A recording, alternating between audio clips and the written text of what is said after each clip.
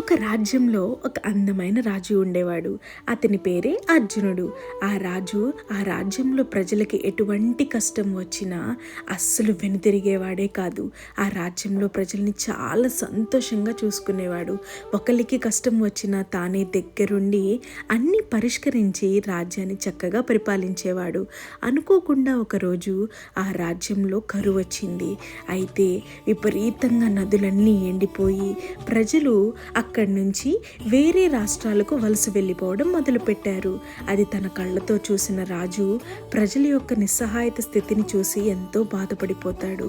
ఒక వేదాంతుడిని కలుద్దామని చెప్పి తను ఒక మహాన్నతమైన వేదాంతుడి దగ్గరికి వెళ్ళి తనకి జరిగింది మొత్తం వివరంగా చెప్తాడు. అయితే ఆ వేదాంతుడు ఇలా అంటాడు, నీ రాజ్యంలో నీకు ఒక పరీక్ష కలిగింది. అయితే దానికి నువ్వు నీ దగ్గర ఒక విత్తనాన్ని రాజ్యం మధ్యలో నాటి ఆఖరిగా నీ దగ్గర ఉన్న నీటి బొట్టెలని ఆ విత్తనం మీద పొయ్యి అని చెప్పి ఆ వేదాంతుడు వివరంగా రాజుకి వివరిస్తాడు.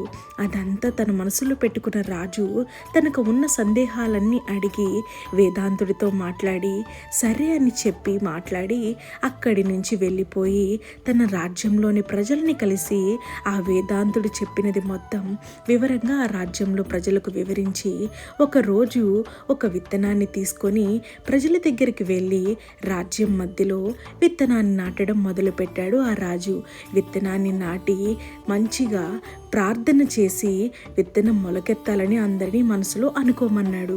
తన దగ్గర ఉన్న ఆఖరి నీటిని ఆ విత్తనం మీద పోశాడు. అయితే ఇలా ఉంటూ ఉండగానే రాజ్యంలోని ప్రజలందరూ వలస వెళ్ళిపోవడం ఎక్కువైపోయింది. అనుకోకుండా ఒకరోజు ఆ విత్తనం మొలకెత్తడం చూసి రాజ్యంలో అందరూ అక్కడికి చేరి నీళ్లు పోయడం మొదలుపెట్టారు. రోజులు గడుస్తూ ఉండగా రాజ్యంలోని ప్రజలు ఎంతో బాధపడిపోతారు వర్షాలు లేక.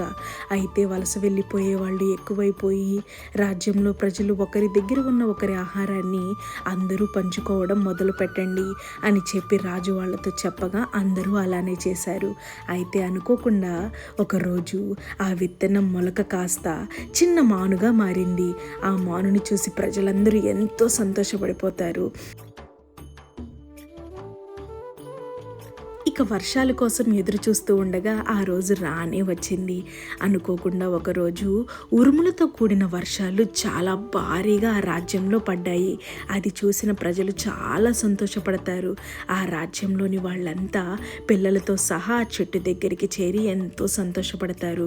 అలా ఆ రాజ్యంలో బాడుబారిపోయిన భూములన్నీ మళ్ళీ ఎంతో చక్కగా నీటితో వర్ధిల్లడం చూసి ఎంతో సంతోషపడతారు ఆ రాజ్యంలోని ప్రజలు. ఆ రాజ్యంలో వలస వెళ్ళిపోయిన జంతువులు కూడా మళ్ళీ అక్కడికి చక్కగా చేరుకొని ఎంతో సంతోషంగా ఉండసాగాయి.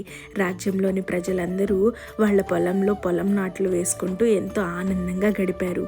ఇదంతా చూసిన రాజు ప్రజలందరినీ చెట్టు దగ్గరికి రమ్మని చెప్పి వాళ్ళందరితో పండగకి సిద్ధం చేయమని చెప్పి రాజు వాళ్ళతో చెప్పగా ప్రజలందరూ పండగకి సిద్ధమయ్యి ఆ చెట్టు దగ్గరికి చేరి ఎంతో సంతోషంగా వాళ్ళ పిల్లలతో చిందులేయసాగారు.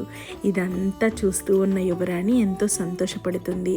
అయితే తాను కూడా ఆ చెట్టుకి ఏదో ఒకటి చేయాలని చెప్పి తన దగ్గర ఉన్న మహోన్నతమైన నీళ్ళని తీసుకెళ్ళి ఆ చెట్టుకి పోసి ఎంతో చక్కగా ఆ చెట్టుకి పూజ చేస్తుంది. అలా ఉంటూ ఉండగా రాజ్యంలో ప్రజలందరూ ఎంతో సంతోషంగా గడిపారు ఆ యొక్క పండుగతో.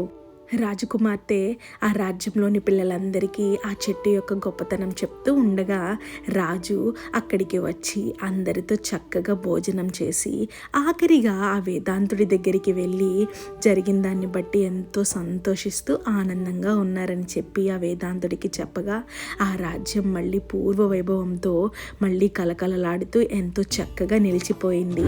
ఆ రాజ్యం మధ్యలో ఉన్న చెట్టు ఆ రాజ్యంలోని ప్రజల త్యాగానికి చిహ్నంగా అలా నిలిచిపోతుంది.